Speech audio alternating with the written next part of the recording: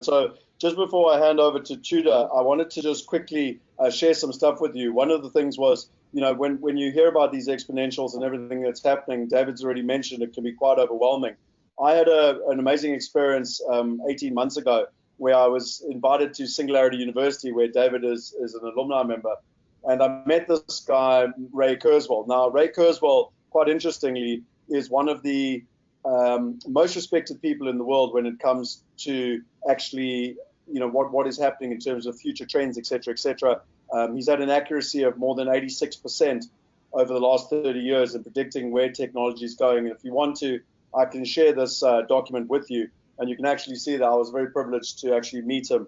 But one of the big takeaways I took was that he said, if you want to look for opportunity, short-term opportunities are very difficult to predict. It's sort of what David was talking about being a day trader. But if you took a long-term trends and you look at the intersection of those long-term trends, that's where opportunity lies. And, for me, what I wanted to share with you, if you take what David's been talking about tonight and what's really happening in the world, there's 8 major trends which are intersecting. The first one is gamification and learning while doing, which is going to fundamentally change the education system. The second one is blockchain and cryptocurrencies, which is increasing trust and reducing the friction costs massively. The third one is social commerce and collaborative investing, which is increasing returns and reducing risk. The fourth one is personalization. People have had enough of big brands and being dealt with, just the same as everyone else and being a number or even a piece of data. They want personal solutions for them and their families. They want, to be able to create the freedom for them in their own lives, and they want to have a meaningful connection with their investments.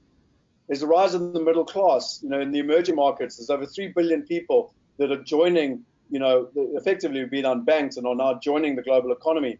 And there are hundreds of millions of people all around the world, particularly in the emerging world, that are joining the middle class through mobile adoption and internet connectivity.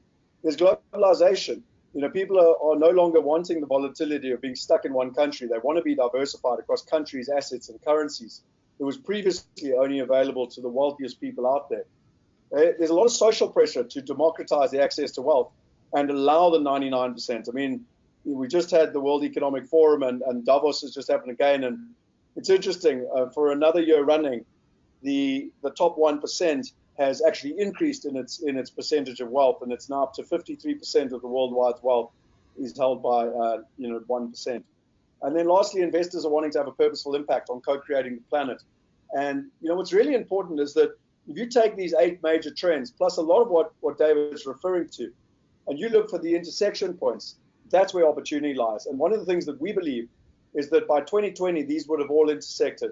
And that's how we believe we can empower 1 billion people and go a long way to solving the wealth gap through using these trends and providing them with opportunities and solutions.